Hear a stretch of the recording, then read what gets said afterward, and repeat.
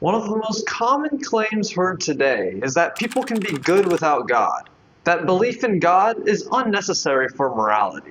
People often say, I don't need religion to be a good person. And at first glance, it seems obviously true. We all know kind, honest, and compassionate people who do not believe in God. And on the flip end, we also know religious, pious people who are kind of hypocritical and not so morally virtuous.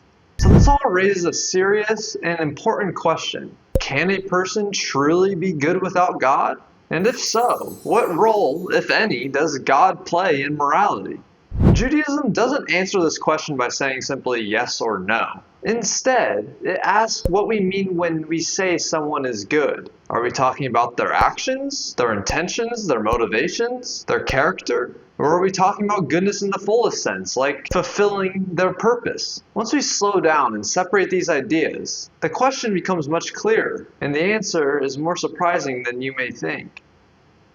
First, we need to distinguish between actions and character.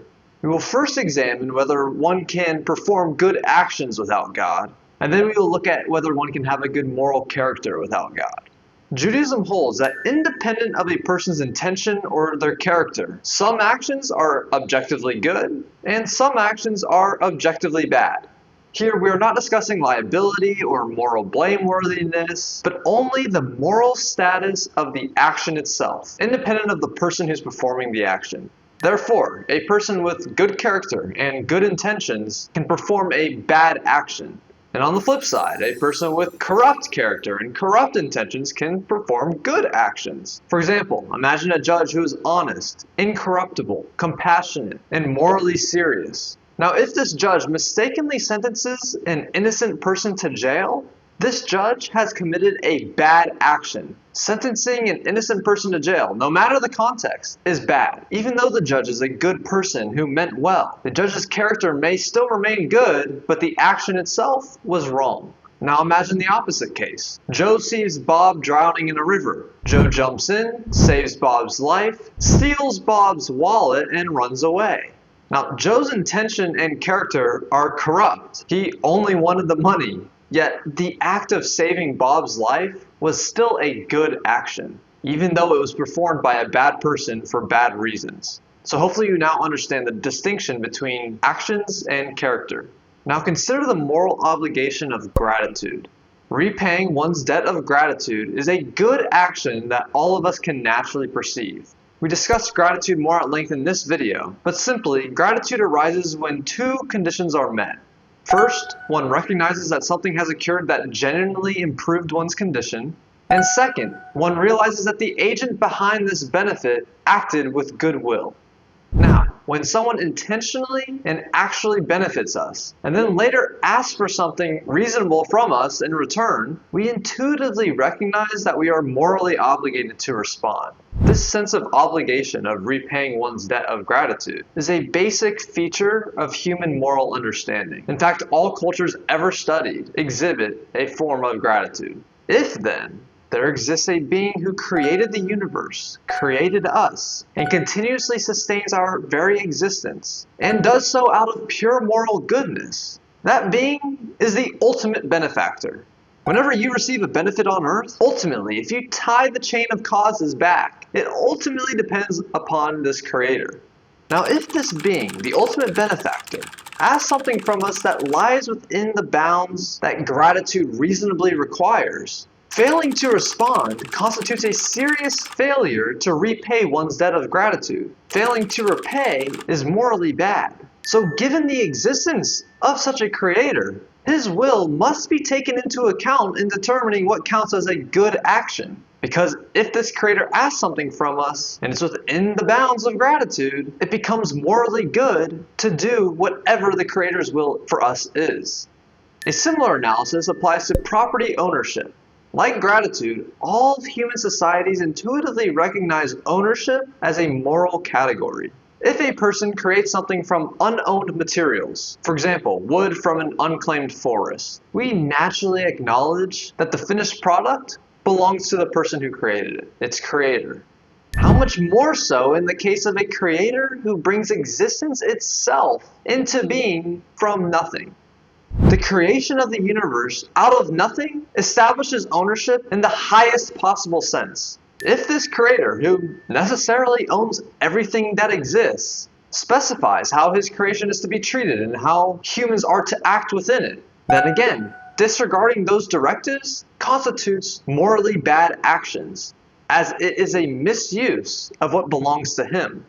We can go back to that example of the person who created something out of wood from the unclaimed forest. If he tells us how he wants us to use it, and we don't use it the way he wants, we all intuitively recognize that we are performing bad actions, because the thing that he made is his. But a better example, if the creator of both humans and animals prohibits eating the limb of a living animal, then violating that command is a misuse of what belongs to him. It is a form of theft from the ultimate owner. Given the existence of such a creator, it becomes morally necessary to seek knowledge of what this creator wants from his creation, because the owner's will defines what is good and bad in this expanded moral framework. Now, because the creator is morally perfect, his will necessarily falls within the bounds of the debt of gratitude that we owe him. Moreover, since he is morally perfect, his will for creation is good, and what he commands is also good. So acknowledging God expands the moral scope from just human-to-human interaction to include actions directed toward the Creator. Without taking the Creator's will into account, it's almost impossible to consistently perform good actions. However, we should note this about Judaism. Judaism carefully distinguishes between objective moral truth, these actions that we're talking about, and individual moral responsibility.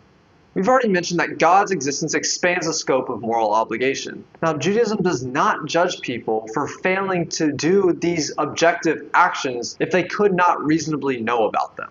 Moral responsibility is assessed according to a person's knowledge, their upbringing, and their moral awareness. So for this reason, Judaism recognizes that non-Jews and non-believers can perform genuinely good actions and possess real moral character even if their moral framework does not explicitly include duties toward the Creator. At the same time, though, greater access to knowledge, like technology, brings greater moral responsibility. But God is the ultimate judge. Ultimately, God wants your effort. But anyway, as we have stated using gratitude and property as examples, God is a morally significant fact that one cannot ignore if one wants to consistently perform good actions and consistently avoid bad actions. While human reason alone can identify certain moral truths, like the wrongness of murder, it struggles to navigate more complex moral cases. For example, we have modern disagreements within this prohibition of murder, like what counts as murder? Self-defense? Abortion? What about euthanasia? Divine guidance clarifies these dilemmas for us.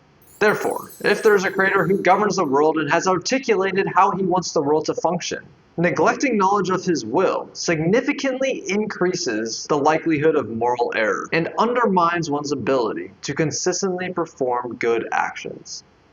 Let's now turn from actions to character. Moral character is a stable commitment to doing what is objectively right for the appropriate moral reasons. Simply, doing the right thing for the right reasons. This moral character is like moral motivation, and Judaism holds that this exists on a spectrum. At the lowest level are external motivations like fear of punishment, social pressure, or personal advantage. For example, a person may refrain from stealing just to avoid getting caught and going to jail. Or a person may only tell the truth because not doing so may hurt their reputation. While such motives produce good behavior, they do not constitute genuine moral character, since the commitment to doing those good actions will inevitably disappear once those external motivators are removed. So if the police weren't there, the guy would steal. If his reputation would be damaged, he would lie. At a higher level are intrinsic moral motivations. Compassion for suffering, commitment to justice, concern for human dignity, and respect for fairness are all genuine moral reasons for action. These constitute good character. A person who returns a lost wallet because they knew it would be wrong if they kept it. A person who refrains from stealing because stealing is wrong. Or a person who helps a stranger in distress because it is the humane, right thing to do. Someone who consistently acts with these intrinsic moral motivations has genuine good moral character even if they don't consciously appeal to God. And Judaism affirms that all humans have the capacity for this genuine moral character. This moral capacity is neither a fixed instinct or something entirely learned from culture, but really it's like language. It's an innate human capacity that's within us all, but it has to be activated and then shaped. Again, think about language. Humans are born with the ability to speak, but without exposure to language, that ability never fully develops. In the same way, people are born with moral intuition, but the moral environment in which they are raised profoundly influences how this intuition is expressed, refined, or distorted. So yes, Judaism holds that you can achieve good moral character without God. However, moral character reaches its fullest and most coherent form when these intrinsic moral motivations are integrated with recognition of God. Let's explain what we mean by this, and then we'll talk about why it's definitely superior than just this intrinsic moral motivation. At the highest level, a person does not just act because something is compassionate or just, but also because it reflects the will of a morally perfect creator.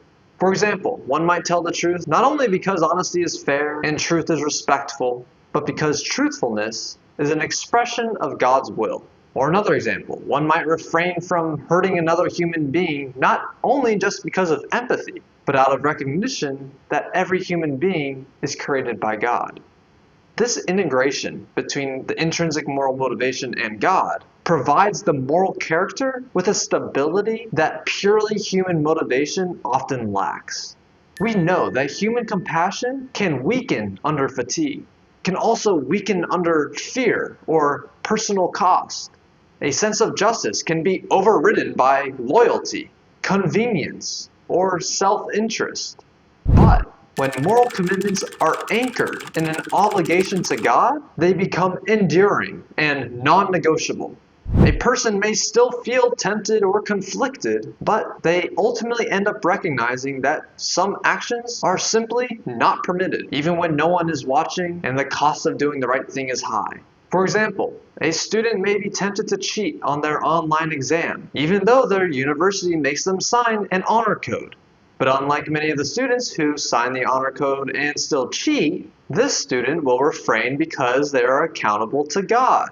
Thus, moral character is not impossible without God. People can and do act with genuine moral integrity just from their human conscience alone. However, this moral character is more difficult to sustain without an explicit belief in God. History shows that when moral standards are grounded only in social consensus, what counts as morally good or morally decent can shift dramatically from one generation to the next. Belief in God helps unify the moral framework, strengthens a person's commitment to doing the right thing even when it's difficult, and ensures that moral responsibility does not disappear when no one is watching. Because even when no one is watching, God is. So, can you be good without God? The answer is nuanced. A person can perform genuinely good actions without belief in God, and people can and do possess real moral character based on their human intuition alone. But if there's a creator who sustains the world, owns it, and acts toward humanity with pure moral goodness, then gratitude, responsibility, and obedience grounded in moral obligation toward his will become part of the moral landscape.